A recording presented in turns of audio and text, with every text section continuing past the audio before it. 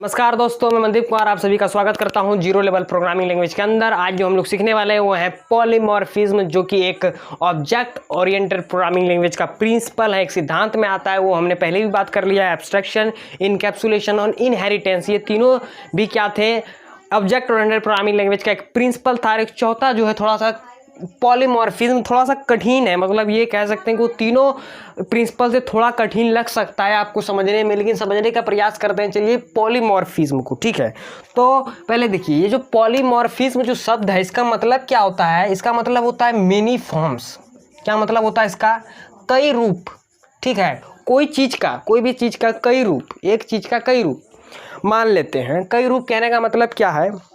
For example हम लोग देखें तो कोई एक, मान ले एक मैन है, एक ह्यूमन बींग है, तो वो ह्यूमन बींग कोई मैन है, एक आदमी जो है वो क्या होता है, किसी के लिए हस्बैंड होता है, किसी के लिए फादर होता है। वही व्यक्ति किसी के लिए किसी का हस्बैंड होता है, किसी के लिए किसी का फादर होता है, किसी के लिए किसी का सन भी होता है। वो तो एक ही व्यक्ति का कई फॉर्म्स है, यानी कई काम पर एक ही व्यक्ति का कई रोल है। बोल सकते हैं कि एक ही व्यक्ति कई रोल निभाता है जिंदगी में। उसी प्रकार पॉलीमॉर्फिज्म भी एक ऐसा ही कॉन्सेप्ट है जो कि ऑब्जेक्ट ओरिएंटेड प्रोग्रामिंग में कई रोल निभाता है या कई रूप में दिखाई हमें देता है। अब समझने की कोशिश करते हैं पॉलीमॉर्फिज्म को एग्जाम्पल के साथ।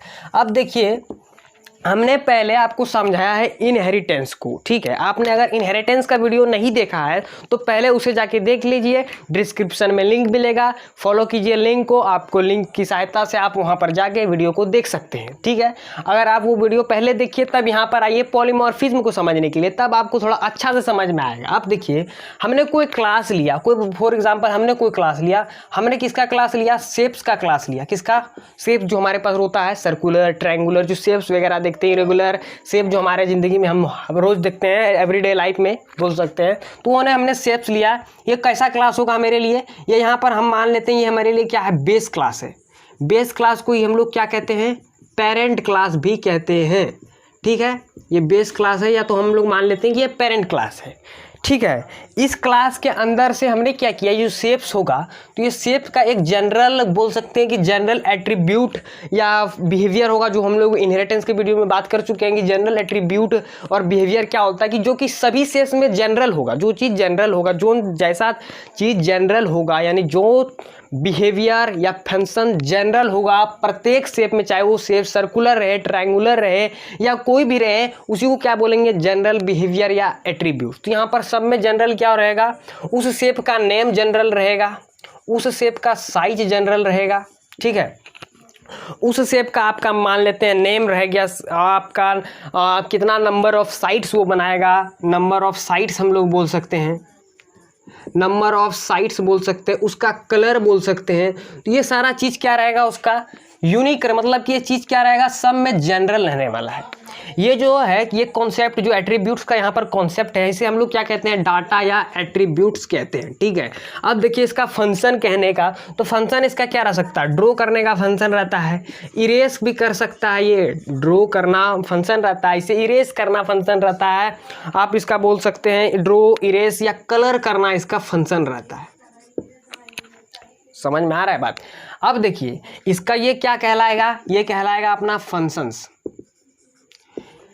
ये दोनों चीज़ जो है, ये दोनों चीज़ क्या रहेगा? कॉमन रहेगा। वो चाहे शेप्स किस प्रकार में रहे, चाहे शेप हमारा सर्कुलर क्यों ना रहे, चाहे शेप हमारा ट्रायंगुलर क्यों ना रहे, चाहे शेप हमारा रेक्टेंगुलर क्या ना रहे, किसी प्रकार का भी शेप रहेगा, तो ये कहलाता है जनरल एट्रीब्यूट्स और बिहेवियर, जो कि इसमें कॉमन रहेगा, इसमें कॉमन रहेगा। और इसमें क्यों कॉमन रहेगा?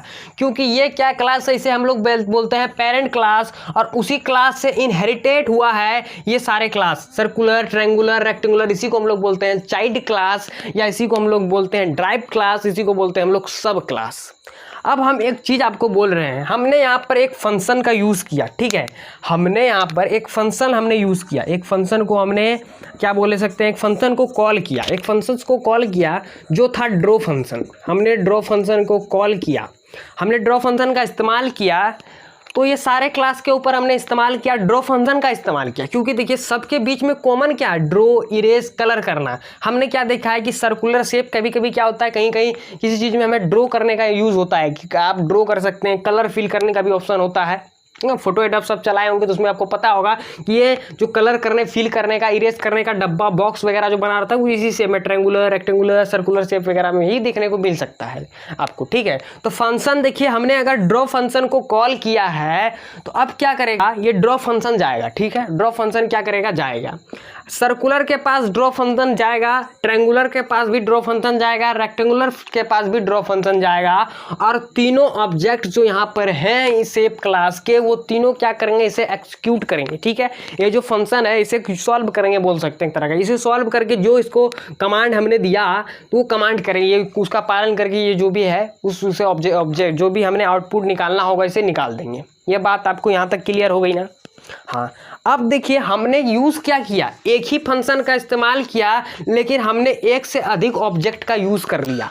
यानी ड्रॉ फंक्शन यहाँ एक से अधिक रूप में है, एक से अधिक फॉर्म में यहाँ वर्क कर रहा है। किस फॉर्म में वर्क कर रहा है, यहाँ भी ड्रॉ फंक्शन वर्क कर रहा है सर्कुलर में जाके, ट्रायंगुलर में जाके, रेक्टेंगुलर में भी जाके। तो ड्रॉ जो फंक्शन है वो कई रूपों में काम कर रहा है, ये बात कर रहा है। और देखिए ड्रॉ फंक्शन से गए, अब क्या होगा, ये शेप जो ड्रॉ करेगा ये सर्कुलर रहेगा, ये सब जो ड्रॉ करेगा ये ट्रायंगुलर रहेगा, और ये जो शेप ड्रॉ करेगा वो रेक्टेंगुलर रहेगा कि नहीं। अब देखिए ड्रॉ फंक्शन सेम है लेकिन यहाँ पर जो हमारे पास आउटपुट निकलेगा वो डिफरेंट निकलेगा, लेकिन एक ही फंक्शन क्या कर रहा है, कई रूपों में काम कर रहा है, कई साथ के साथ। तो पॉलीमॉर्फिज्म वही कॉन्सेप्ट है जिसकी मदद से अगर हम चाहें तो कोई भी एक मैसेज को, अगर कोई मैसेज को हम एक ही मैसेज को क्या कर सकते हैं, डिफरेंट ऑब्जेक्ट के पास भेज सकते हैं। ठीक है, डिफरेंट ऑब्जेक्ट को एक ही फंक्शन को भेज सकते हैं और वो सारे ऑब्जेक्ट रिस्पॉन्ड करते हैं उस फंक्शन का इन अपने तरीके में, याद बोल सकते हैं, जो उसका जो उस क्लास का जो अपना एक यूनिक बिहेवियर होगा, उस फंक्शन होगा, उसके अकॉर्डिंग वो उस पर काम करके हमें आउटपुट देते हैं। अब इस रेक्टेंगुलर का यूनिक फंक्शन ये भी इरेज करेगा, कलर करेगा, नंबर ऑफ साइड इसके पास भी रहेगा, ये बात तो क्लियर है। लेकिन ये शेप जो बनाएगा ये इस प्रकार में होगा, ये जो बनाएगा इस प्रकार में होगा, और ये जो बनाएगा इस प्रकार में होगा। पॉलीमॉर्फिज्म क्या करेगा, तो पॉलीमॉर्फिज्म का काम यहाँ पर क्या था, तो पॉलीमॉर्फिज्म का काम था ड्रॉ फंक्शन के पास। आप चाहें आप इसमें आप क्या कर दें, हमने क्या किया, हमने यहाँ पर एक और ऑब्जेक्ट को बढ़ा दिया। मान लेते हैं हमने यहाँ पर एक ऑब्जेक्ट को बढ़ाया, हमने क्या लिख दिया, स्क्वायर। अब देखिए स्क्वायर में भी ये सेम फंक्शन काम करेगा ड्रॉ का, लेकिन ये जो शेप हमें जो दिखाएगा कुछ इस टाइप में दिखाएगा, है कि नहीं, कुछ इस टाइप में हमें स्क्वायर का शेप देखने को मिलेगा। लेकिन फंक्शन काम क्या कर रहा है, एक ही फंक्शन काम कर रहा है जो कि है ड्रॉ। तो यहाँ ड्रॉ फंक्शन है, यानी जो बोल सकते हैं जो ड्रॉ फंक्शन है को पॉलीमॉर्फिक कैपेबिलिटीज़ के साथ बनाया गया है। इस कोड को पॉलीमॉर्फिक कैपेबिलिटीज़ के साथ बनाया गया है, इसलिए ये कई रूपों में काम कर सकता है। तो पॉलीमॉर्फिज्म की वजह से हम लोग क्या कर सकते हैं, इसका क्या काम है ऑब्जेक्ट ओरिएंटेड प्रोग्रामिंग लैंग्वेज, हम समझने की कोशिश करते हैं। देखिए ये क्या करता है, एक इंटरफेस तैयार करता है जिसमें क्या होता है, जनरल टाइप ऑफ एक्शन वाले ऑब्जेक्ट रहते हैं जो एक ही प्रकार के काम, यानी उसका जो एक्शन है कुछ एक ही जैसा सिमिलर एक्शन वाले एक इंटरफेस को तैयार करता है। फॉर एग्जांपल मान लेते हैं कि मेरा कोई इंटरफेस बनाया, ठीक है, इस इंटरफेस में सेम टाइप ऑफ एक्शन वाले यानी जनरल एक्शन वाले को ही ऑब्जेक्ट को इसमें इंक्लूड किया जाता है। और उसमें क्या होता है, ड्रॉ फंक्शन को, मानिए कोई भी फंक्शन को हमें यूज़ करना होता है तो एक ही फंक्शन को यूज़ करेंगे और वो डिफरेंट ऑब्जेक्ट के पास जाके अलग अलग फॉर्म में एक्सिक्यूट करता है। यही होता है पॉलीमॉर्फिज्म का कॉन्सेप्ट। तो पॉलीमॉर्फिज्म में अगर क्या होता है, अगर मान लेते हैं स्क्वायर शेप, अगर किसी भी चीज़ को आप ऑब्जेक्ट को बढ़ाना चाहते हैं उसके लिए आपको अलग से कोई फंक्शन लिखने की कोई ज़रूरत नहीं है। अगर आप उस फंक्शन को पॉलीमॉर्फिक कैपेबिलिटीज़ के साथ बनाए हैं तो आपको कोई दरकार नहीं है कि आप दोबारा किसी फंक्शन को डिफाइन करें या किसी फंक्शन को बनाएं। ठीक है, तो पॉलीमॉर्फिज्म का कॉन्सेप्ट कुछ ऐसा था। तो पॉलीमॉर्फिज्म क्या है, एक ऐसा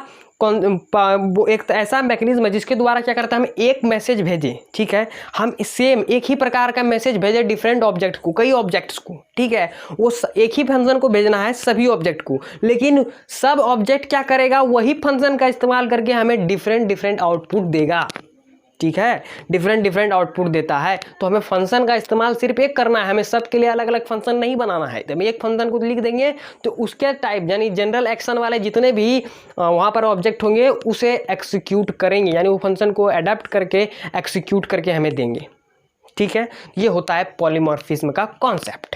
तो शायद आप सभी को क्लियर हो गया होगा, आई होप कि आप सभी को क्लियर हो गया होगा कॉन्सेप्ट ऑफ पॉलीमॉर्फिज्म, जो कि एक प्रिंसिपल है ऑब्जेक्ट ओरिएंटेड प्रोग्रामिंग लैंग्वेज का। जावा के अंदर हमें इसे पढ़ना है और ये बहुत मददगार होगा जावा के अंदर जब हम लोग पढ़ेंगे। ठीक है, अगर ये वीडियो आपको अच्छा लगा तो इसे लाइक कीजिए, शेयर कीजिए, कमेंट कीजिए और चैनल को सब्सक्राइब कर लीजिए। मिलते हैं दोस्तों नेक्स्ट वीडियो में, तब तक के लिए धन्यवाद। जय हिंद, जय भारत।